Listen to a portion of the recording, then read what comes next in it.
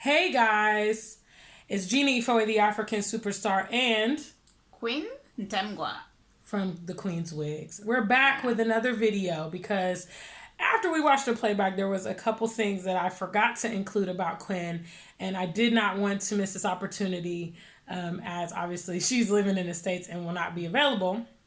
I did want to let you guys know that she has, of course, Instagram, YouTube. I'll include all those links below if you want to follow her on those mediums, as well as her online store that's through Etsy, The Queen's Wigs. Yeah. One of the popular questions, which I was explaining to Quinn, that I see many, many times in the comments box is, well, if Africa's so nice and if Africa has a lot of opportunity, why are so many Africans coming abroad? Why do they want to come to America so much? So I wanted to give Quinn an opportunity to share her perspective, what kind of led up to the reason she migrated and what she understands other people migrate for.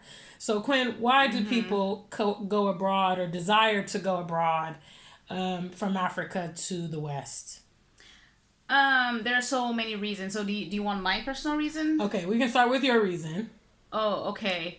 My reason is just that the opportunity presented itself. Or the immigration I came through it was through a visa lottery program. So I pretty much played a lottery and I won, and I was offered a legal residence and a green card and all those things. Like Okay. if you're in another country and another country offers you that, you want to go out there and see what's there for you.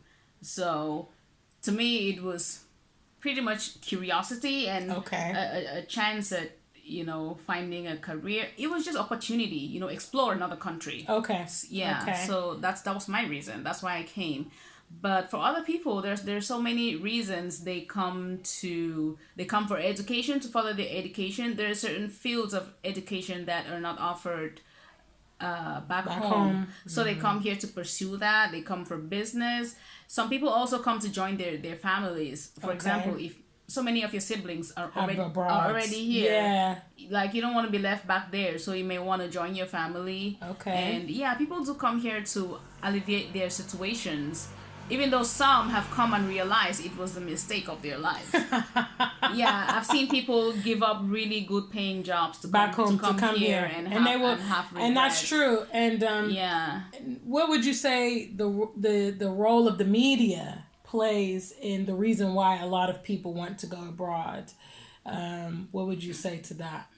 I think it's just how this country is portrayed on the media. They don't put out the challenges that people face out here. It's not milk and honey. It's really challenging. So they skip those parts, and we ourselves, some of us, give the wrong image. Like when we go back home to visit, We're flossing and flashing, we're spending flashing loads all of over the money. place. Yeah. And like, what would you think your little brother would want to do when he sees you portraying Coming that like lifestyle? that. Correct. Not being honest. Yeah, not knowing that you're working double shifts and killing yourself on the job, and saving every dime to go flash, Back home. once a year in December. What do you say to the racial issues that you learned about when you got to the West? I know definitely the climate is different than what happens back home. So what was that a shock to you? Some of the racial things that go on in America. Yeah, absolutely. Because like in my head, due to my own brainwashing, I thought I thought Caucasians were all nice people. But when I came here, in my experience, of course, not all of them are exactly nice, So there is racism, and you would face that. I have You have faced experienced it as that. well. Yeah. And also, what about the violence that happens in America? How do you feel about that as compared to, the environment that you were having at home? The violence here is crazy. Is crazy. It is just crazy. There are some cities I would never live in. I'd rather move back home. There are some cities, I'm not gonna call their names, but there's some cities in America I would die before you have me live there. I'm telling you, Yeah. it's bad, isn't it? Yeah, it is bad, and it's over stupid stuff. People are getting killed over loud music. Now, A parking spot. what's the likelihood of these type of scenarios back home? Somebody having a dispute in the nightclub, being killed, somebody being killed for driving, random shootings or random violence in a grocery store, churches? What's the probability of that happening in Cameroon, as far as you know? In some of the situations I've seen here would just never happen, like a church shooting. Correct. You would just You can't not even possibly find that back home. Like, of course, we have violence, but there are some cases that are just atrocious. Heinous. You And would some not even things find them there. that these people do to their But- children. Yeah. The violence onto children, that's something else that does not occur in Africa, because African people look at babies as a blessing. So, violating them, abusing them, killing them, starving them, these type of things that are common in the West are also not elements at home in any way the same proximity. So what has been your experience professionally? Professionally, Quinn is a nurse. So I shared with Yeah. you guys on the last video, she has her own wig company, the Queen's Wig. She does photography. Those are kind of hobbies. She self-taught herself. But what has been your experience professionally? Do people have certain stereotypes about you because you're an Yeah. African, and their understanding of where you come from, and your have you dealt with that in the professional world?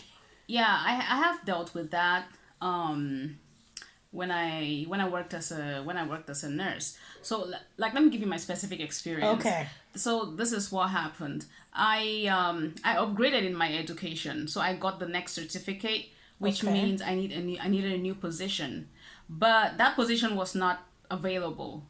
So they took me off the schedule. Wow. So I told them I was going to go file for unemployment. They told me I can't do that.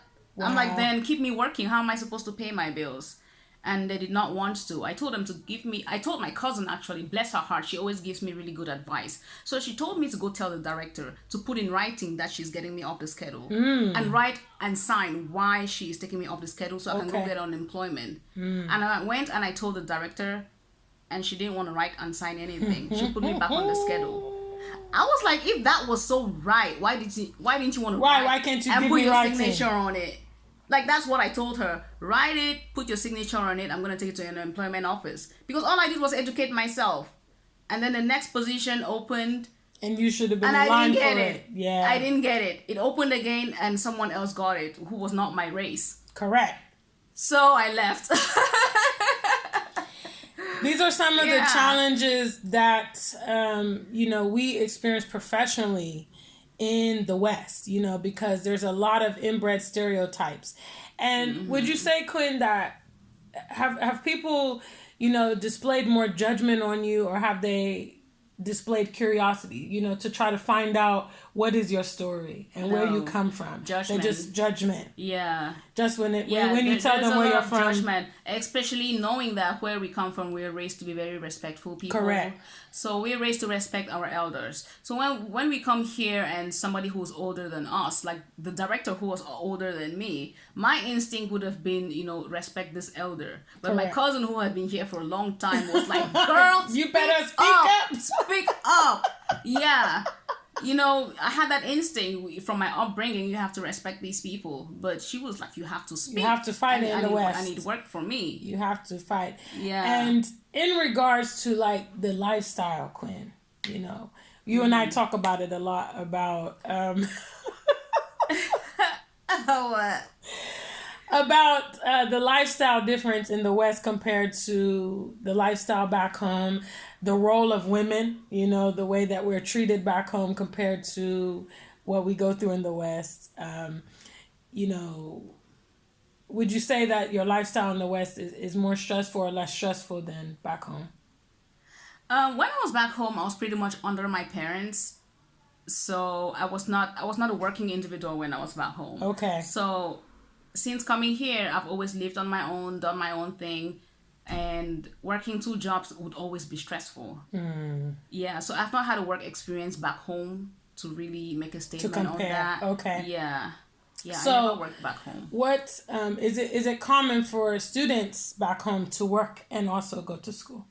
Not really. No. So they would No. focus on their education Yeah. and then work professionally afterwards. Yeah. Okay. All right. Yeah, Okay. I never worked while in college.